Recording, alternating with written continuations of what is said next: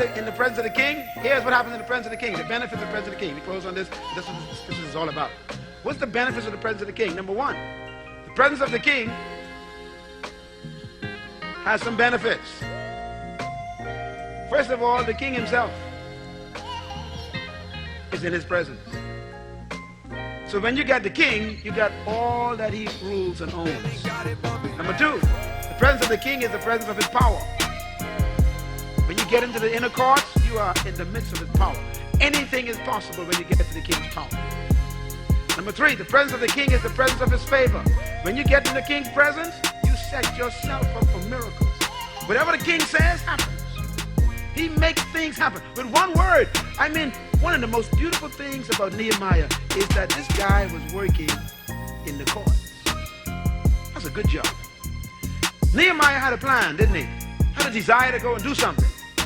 The advantage he had was that he was right in the king's presence. Now, if you read the book, it keeps saying he was in the king's presence. He was in the king's presence. He was in the presence of the king. He served in the presence of the king. He had the cupbearer in the presence of the king. Presence. That presence word is important. He was in the room. The king looked at him one day and he was depressed. And the king says, "Why are you depressed?" And Nehemiah said, "Because my people are trodden down, the city is broken down, the walls, and I'm not happy because my city is in trouble." And the king says, "Well, what do you want to do about it?" He said, "I want to go and rebuild the wall." The king said, "No problem, I'm the king." He said, "Tell you what, I'm going to give you letters today. Our favor. You can get wood, you can get stones, you can get mortar, and if anybody touch you, power for king's word, they will have to deal with me," he says. When you enter God's presence like we did today in worship, and God talks to you, when you leave this building, you are immune to problems.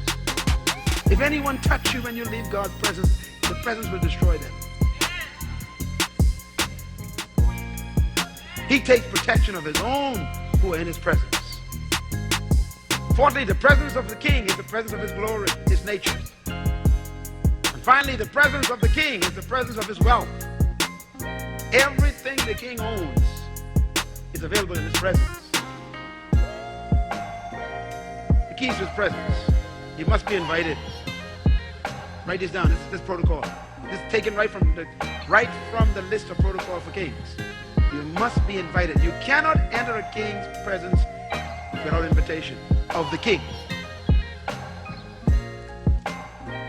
Secondly, your physical appearance must be right.